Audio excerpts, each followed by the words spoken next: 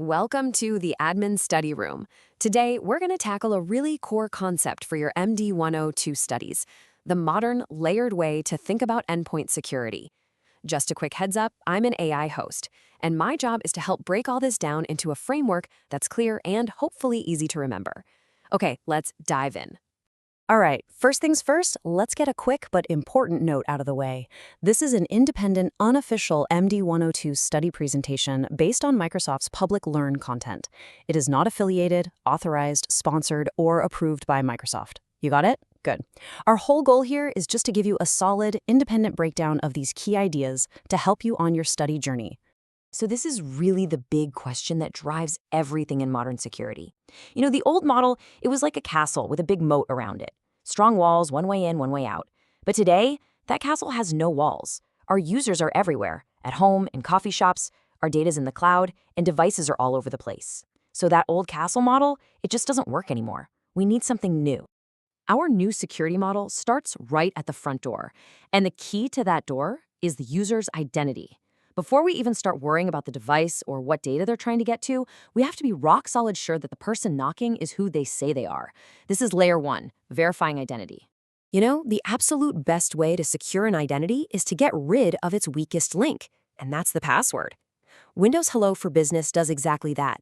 It swaps out passwords for something you are, like your face or your fingerprint, or something you have that's tied to one specific device. Under the hood, it's all based on cryptography. Think of it like a super secure mathematical handshake between you, your device, and the service. An attacker can't just go steal a password from a database anymore. They'd literally have to steal your physical device and your face. Now, multi-factor authentication is non-negotiable, but how we apply it has really changed. Think of it like this. The old per-user method is kind of like a bouncer at a club who checks everyone's ID every single time they walk in, no matter what. It works, but it can get pretty annoying for your regulars.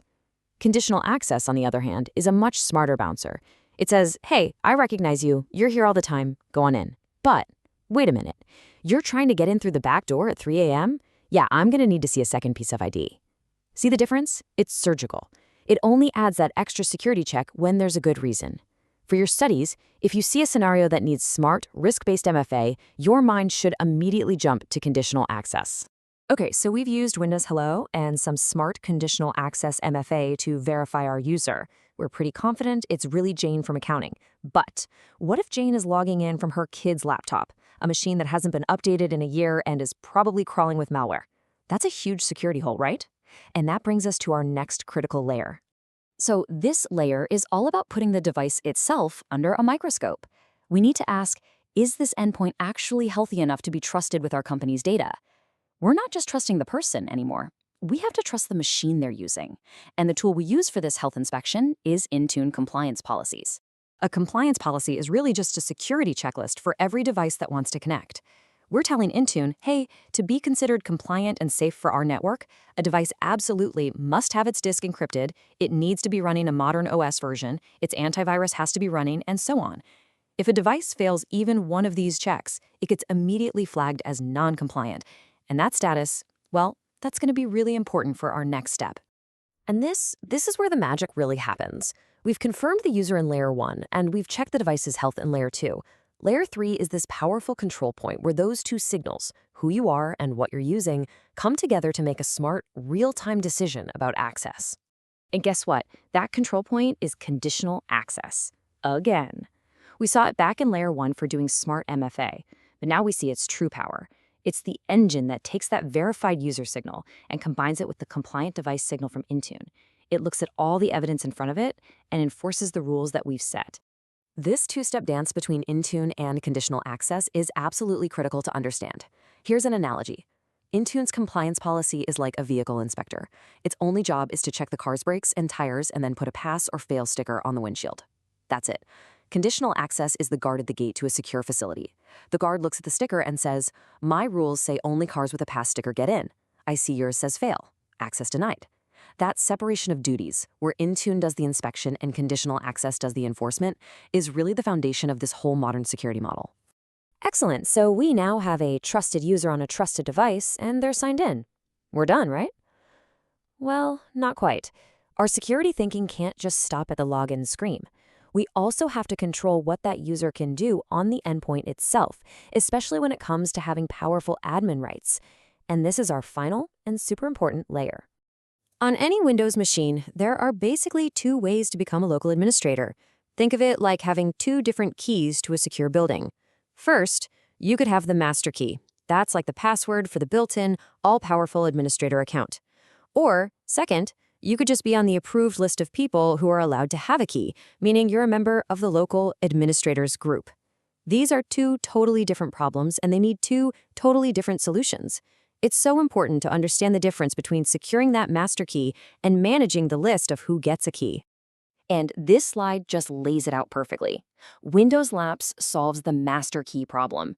Instead of every machine having the same password that an attacker can steal once and then use everywhere, which is a disaster, Lapse gives every single machine its own unique, frequently changing password.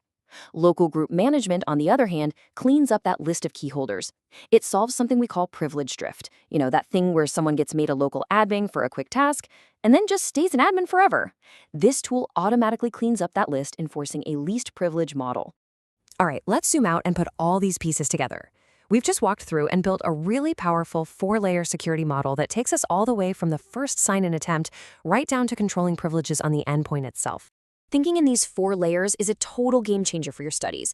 It's way better than just trying to memorize a list of product names. When you get one of those tricky scenario-based questions on the exam, you can use this framework to break it down. Just ask yourself, is this question really about user identity? Is it about the device's health? Is it about the access decision? Or is it about what a user can do after they're already in? Using this mental model will help you pinpoint the right technology for the problem way faster. And as you keep prepping, here's a final thought to take with you. In any real organization, which of these 4 layers do you think is usually the weakest link? Is it users clicking on phishing links, a bunch of unmanaged personal devices connecting to everything, or is it that uncontrolled spread of local admin rights on every machine? Understanding where the biggest risks are in the real world, that won't just help you on the exam, it'll make you a much better administrator. And that wraps up our breakdown of the MD-102 security layers. I really hope this framework helps you organize your thoughts and your study plan. Now, remember, this is a study aid, not official exam guidance. Always verify important details against the latest Microsoft documentation. Thanks for joining us in the Admin Study Room, and good luck with your prep.